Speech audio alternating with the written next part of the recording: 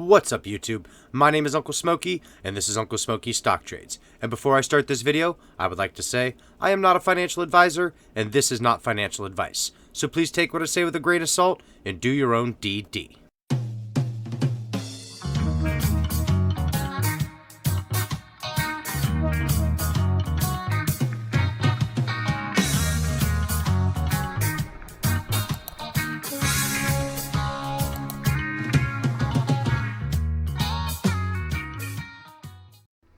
Today we're going to talk about ticker symbol MMAT, Meta Materials Inc. We're going to break down the TA, we're going to look at the options chain, we're going to look at Ortex and Fintel. I've got a little bit of Fintel information we're going to go through. Thank you, Jbridge, for bringing this to my attention. And at the end of the video, of course, my prediction. But before we get to all of that, I want to thank everybody for their patience. Yesterday, I did not put a video out. It was because I was doing a lot of research into augmented reality. I've been doing a lot of research into it as well today. And as soon as I'm done with this video, I'm going to dive right back into it. But I did want to make sure I put a video out, even if it was just a quick one, to address the followers, to let you guys know that I am doing my best for you guys to make sure that when I go to this AWE event, that I'm bringing you the best content I can. I'm asking the right questions. I don't want to go all up in there willy-nilly and not know what the heck I'm doing, right? Right. All right, so let's crack into the video. Today we opened up the day at $4.90. We had a high of $5.06, a low of $4.83, and we closed the day out at $4.88, finishing down 0.81% on the day, on about 4.13 million in volume. And as I've said before many times over, with low volume, it's going to come no movement, really. So, yes, we did have a little bit of a run-up first thing in the morning, and followed by a massive, massive drop. But what we got to realize is this followed the rest of the market. In fact, if we go over to FinViz, you'll notice that right here, the Dow dropped, NASDAQ dropped, S&P dropped. Now, the NASDAQ did recover pretty well. Dow didn't recover till later on in the day, and the same with the S&P. But they all did drop right around the same time. And if you were to look at the maps, which of course we're going to have a pop-up and won't allow for that to happen, if you were to look at the map, you'll notice that a lot of the market is red. So we're not going to do any blaming on the stock going down at all, even though it was only about 1%, on any kind of nonsense, even though there was nonsense. And we're going to show it to you. Back to the chart. All right, so I promise you, this was shorting from here to here. Absolutely, most definitely, 100% short attacks.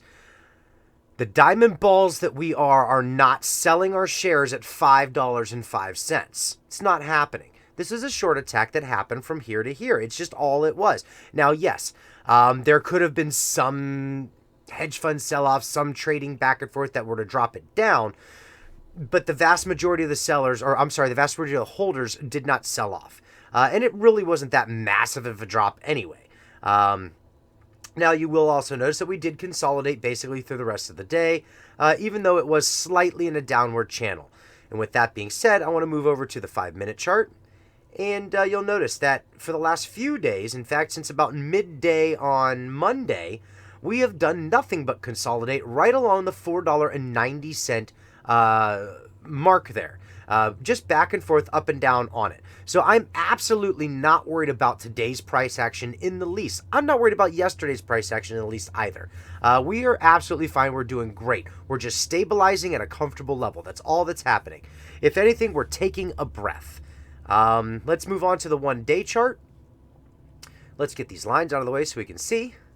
And in fact, this kind of further confirms what I'm talking about. We're still sitting on top of the 200. We are just resting right above it. 200-day. The 50-day MA is still moving up on top of the 200-day MA. And look at your histogram bars. Yesterday was that first green bar I was talking about. We had another green bar, and it's slightly bigger than the one before. And we had our golden cross. That MACD line did cross over the signal line. RSI is kind of pushing down slightly right now, but we had a slightly red day, so that's to be expected. I wouldn't think too much into the RSI at the present moment in time. All we need is a little bit of buying volume to step in, and off to the races we go. And I think it's going to be a pretty nice race once it finally does start happening. But again, it's okay to trade sideways for a little while too. We are still currently waiting on earnings to happen, which nobody really knows exactly what day that's going to be. It could really be any time. There's no set date that they have to put the earnings out, as long as it's before a specific date. And I do not know what that date is. Unfortunately, I don't know what it is. I'm sure with a little bit of research I could figure that out, as well as you could. All right, so with that being said, I'm not going to talk too much more about this. Let's move on to the options chain. So here we are at Thinkorswim. This is where I do all of my options trading, and I like this platform because of the way they break it down for you. So today, being a very low volume day, you're going to have a low volume in the options chain. We had a grand total of 5,455 options traded today. Remember, that's both buying and selling of options, both calls and puts. Breaking that down, we had 4,711 calls traded and 744 puts. We're going to go ahead and call that about 90% calls and 10% puts, even though it might be a little off. It doesn't matter. Oh, and sorry about the shadow. I've already started packing a lot of my gear up into my suitcase. I've got camera stabilizers, microphones, lighting, tripods, you name it. I've already started packing that down, so you're going to start noticing I've got, like, my lights are just kind of hanging out right now because I took all my tripods down. Anyway, so again, sorry about the shadowing. It dropped down to 134%, and we're doing fine. We really are. Looks like our open interest has continued to move forward at the $6 strike on November 19th. So they're just keep piling it in. You know, all of us buyers are piling in. If you come over here and look at the puts category, there is nowhere near the open interest. If you the closest thing you can get is over here at the $4 strike, and it's half of what our highest open interest is. We are winning this options game. We are demolishing it. Okay, let's go ahead on over to the Ortex. Let's get rid of this one. FinViz actually absorbs a lot of your data or whatever it is on the computer. Seems like as soon as I get rid of it, things work better. Okay, Ortex today. I did put out my morning briefing this morning. I am unfortunately having a hard time with that, and I do apologize if I miss a day here or there. I gotta work, guys. You know, work comes first. I can't do this during the day when I'm working, when I've got customers in front of me. I will always do that first, and unfortunately this has to come second for now. If the channel just starts blasting off into the stratosphere, and we start doing big things, then maybe things can change. But I'll talk about that when that time comes. Not till then. So today our utilization was showing 89.04%. Cost to borrow is at 3.66%. Days to cover is at 2.24 days, and the shares on loan is 35.32 million shares, which is 25.33% of the free float. Now, let's talk about this upper column. Remember, this is always delayed data, especially these two right here. This only gets updated every couple of weeks, and this is, I believe, on a T2 delay. So you're actually seeing a couple days ago. And every day it does update. So you might see this utilization drop a little bit tomorrow. It might go up a little bit tomorrow. I don't really know. In fact, hang on. Yes, I do. It'll probably go up a little bit tomorrow. Let's see here. Short interest change. It looks like they borrowed more than they returned today, which is fantastic for us. Terrible for them. That is up 2.5%. They borrowed 2.2 million shares. They returned 1.3 million shares. If it was a heavy volume day, I would say that right there is a flat day as well. But this is literally half of our volume today was just borrowing shares. Now, that doesn't count towards our volume. Don't think I'm saying it that way. But they borrowed, as far as it goes with share numbers, the equivalence of half of our volume. Okay. Also, the cost to borrow max number has skyrocketed today up to about 9.5%. It was sitting at about 6.5%, I believe, a couple days ago. So, with that being said, the very last thing I want to talk about on this screen is average number of days on loan, currently sitting at 23.07 days, and that was updated as of yesterday. Showing they're still holding on, guys. There's still a lot of long positions out there. Also, keep in mind, none of this stuff includes any torch shorts. All of that stuff still has to come into play once the dividend gets announced. Once that gets announced, you're going to see that MMTLP disappear. Your dividend will hit your account. All the good stuff will happen. And if you haven't noticed, I don't talk about MMTLP. I'm not enthused by it. I don't like it. We did our work, guys. I mean, we worked really hard holding our shares through the merger. And now you can just buy them. So that kind of sucks. I don't like it. Yeah, make your money while you can, guys. This is the stock market. I'm not telling anybody not to buy anything. I'm not buying them. I did buy a few just as an experiment. I'm still holding those few. I want to see what happens once all this goes down. I hope everybody's right. I hope that we all get our dividends off these things. We're supposed to, so we'll see. Anyway, moving past that. Done talking about MMTLP. Ortex. So, or not Ortex, I'm sorry, Fintel. Getting my data centers mixed up. Short squeeze score is currently sitting at 75.29 out of 100. That is 432 out of the 5,500 stocks that are on that list. We are currently showing about 1.1 million shares available to be lent out, to be shorted into the market from a leading prime brokerage, Citadel, maybe Fidelity, maybe one of those guys, who knows. I think it's Citadel. What I really want to concentrate on right here, though, is look at the activity. I do this almost every day because the activity is astounding. These guys are relentless. They went from being 1.5 million shares available to 200,000 shares available, back up, back up, back up. I mean, it's just like, it's like, ooh, candy, I want it. Oh, that one was good. That's what I'm seeing every time I see that. These guys, they won't give up, and that's fine. That's fine. Don't let them give up. I want the hedge funds to keep taking all of that money that they keep wasting into shorting the stock and paying the fees and all that other stuff. Because remember, when these short borrow fees get anything above 1, it's expensive. All right. So I like it. I love it. I want more of it. Keep shorting it, guys. Don't hit me with a copyright, YouTube. Short borrow fee sitting at 2.19%. And that is up. You'll notice that did rise from yesterday. Okay, so FINRA, dark pool volume. FINRA is the dark pool, and they usually make up half of the overall volume in the day. And what you can see here is that is no exception here. Oh, hey, I just noticed. I just looked down at myself. New glasses. You can actually see my eyes now. The lights don't glare. I got the anti-glare stuff. Sorry for hitting the mic. Anyway. FINRA data shows 1.1 million shares shorted on their end. That's just in the dark pools. That's over half of the volume in the dark pools that was short volume. You've got some more data down here, but it hasn't updated quite yet. Let's refresh it and see what happens. Nothing yet. So as you can see, there's nothing that's been updated as of yet, but I would be willing to bet that if you were to just follow the numbers, this is pretty close to that. You're going to be pretty close to that 52, 53 mark right in here. And here is our current updated failures to deliver.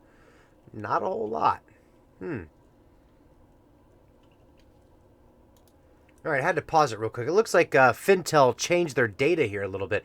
It used to give you the total number just at the top of what it was for the overall, and then you could look at the breakdown. But it looks like they're giving you the breakdown, which is actually cool because it helps me explain what I've said many times over on the failure to deliver list. What you always got to remember is this is a represent of the aggregate net balance of shares. So this right here on 1014 was the total number of failures to deliver that were still in existence on 1014. That is, whatever were covered from there have been subtracted. Whatever was left is here, plus whatever occurred that day is here. So this is the day plus whatever was left over from this day. Okay, that is how failures to deliver are calculated. It is not a cumulative number overall. You don't add all of these together, and that's what you get. All right, this is the number. This right here, this number was the last number recorded. Of course, this was 1014. As we know, failures to deliver are always 2 weeks behind, and then we're usually 2 weeks behind that. So you're always 2 weeks. By the time you get it, you're 2 weeks backdated on that data already. And it's not very fair. I would really like to be able to see this information immediately. All right, so I'm done talking about that. Let's move on to this. So This is our institutional ownership. We had some buyers today. We had 3 in particular. We had Tradewinds Capital Management LLC, just adding on. They're not a new position. This one here is a new position. We have 10,000 shares purchased in. And then the Deutsche Bank of AG, whatever this is. I think this is a bank in Deutschland. With an average share price of 663, shares of 165,000. All right, so great. We've got bulls, guys. 663. So you'll notice that a lot of these guys are invested at these higher numbers. This is because, especially with these ones here, they've been in it for a while. They could have been buying since the merger, even pre-merger, things like that. So you're going to see a little bit higher of a tick right in here just because they've held their positions for a little while. Now, on to this one. Jay Bridge put this out on Twitter. Appreciate you, Jay Bridge, keeping everything going for us, keeping your eyes peeled. I think the insiders have this headed off to outer space. Our current outstanding shares is 281 million shares. And it's showing here that there's 213 million shares of insider shares held. Yeah, you take that number off of this number, and you only get 70 million shares available in the free float, what is actually traded between institutions and retail investors. So let's go to Fintel. I don't know if the number's right yet. I cannot confirm this number yet. However, I can add all these numbers together and get to this number. Okay? And here's how.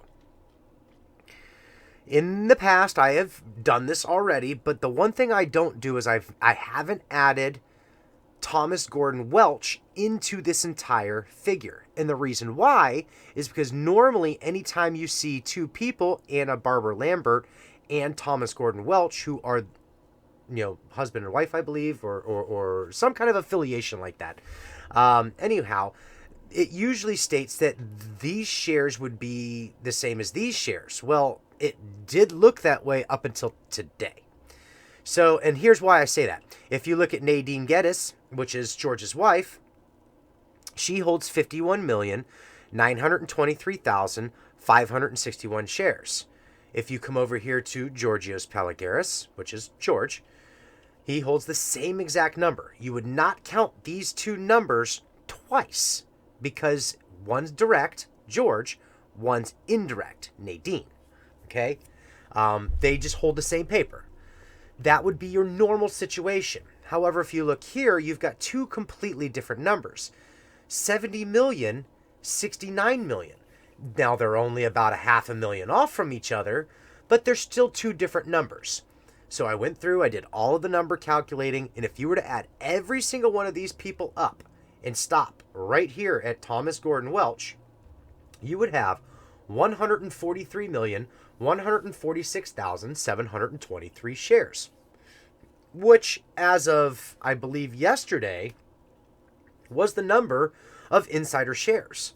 But as soon as you add this 69,800,000 shares, now you're at that 213 million share mark. Just shy of it, but you can give or take a little bit there. Yeah, I think that's the right number. Again, I can't confirm or deny it at this present moment in time. I have always thought that they don't count these 2 people as 2 different people, but apparently right now they do. I don't know. I don't know for sure. We're going to monitor it. We're going to see if the numbers change at all. We're going to see if this number right here goes back down, if they weren't supposed to calculate this, if it was just an algorithmic mistake. Maybe it was just the computer making an oops. It added them all together just like I just did, because that's the only thing I can think of. But if it is correct, there's only about a 70 million free float available. And if there's only a 70 million free float available, and institutions currently own, let's get to that. Institutional owners. Institutions currently own 21 million shares, call it 22 million shares, just to round up and be square.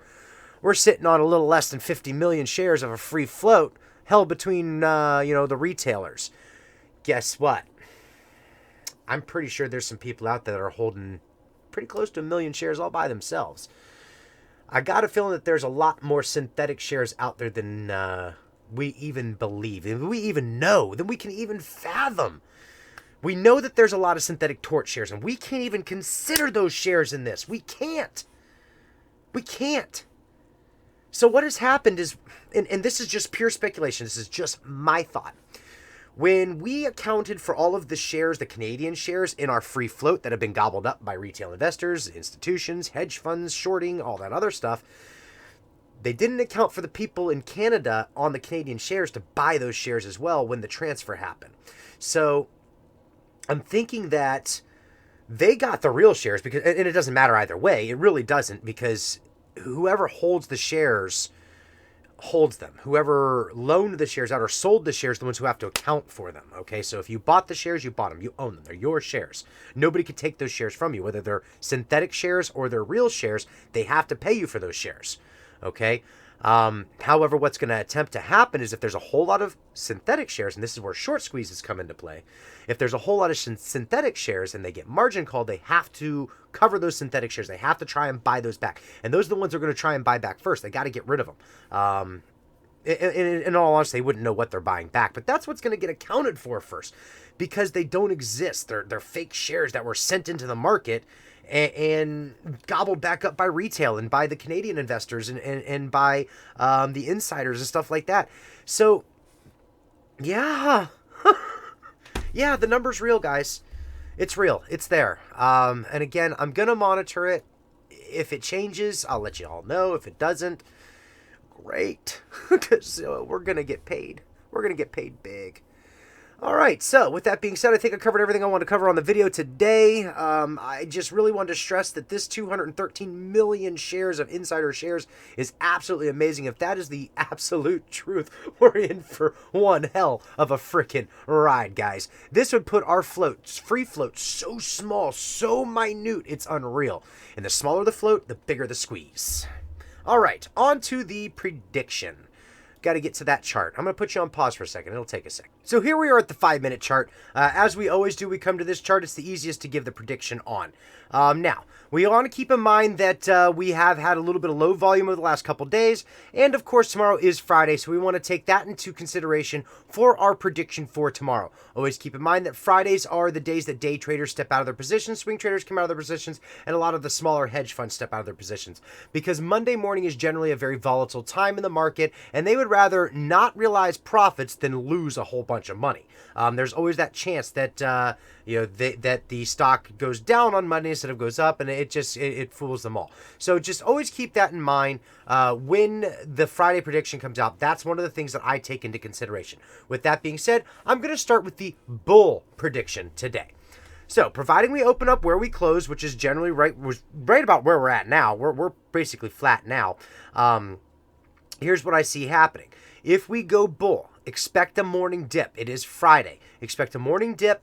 It's probably going to tap 480. It might even go to Sterling's mark tomorrow. If it does, if it taps Sterling's mark and gathers the volume that we've seen that comes off of this mark, yes, and I understand the last couple of times it's tapped, it has not gone off, but I'm still very confident, very bullish in this mark. If it happens to tap and run, 490 will be quick, and then $5 will be quick after that.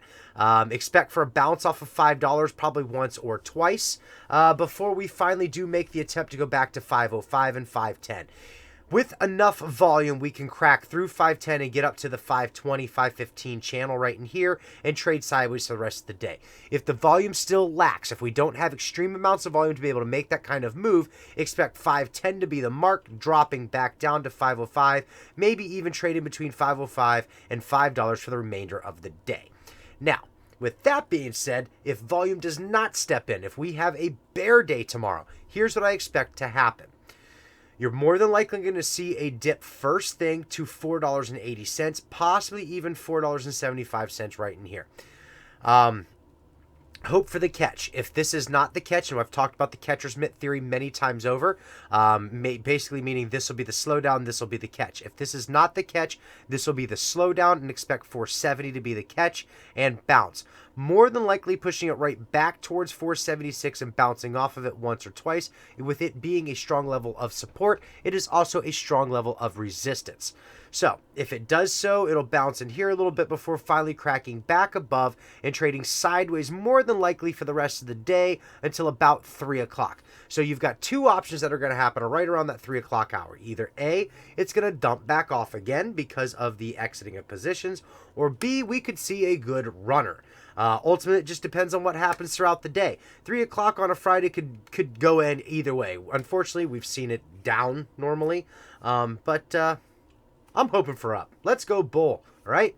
All right, so that's all I've got for you today. Like, subscribe, make sure you're commenting for the algorithm below. If there's anything that you want to ask me for the AWE conference, if there's any questions you want to go out to, not just Metamaterials, but any of the booths that are there, send me a DM. Send it right to @SmokeyStocks in Twitter, and I will address those questions as I can. If they're a good question, if it's something I can actually ask, I will do so. So anyway, until I talk to you guys tomorrow, peace.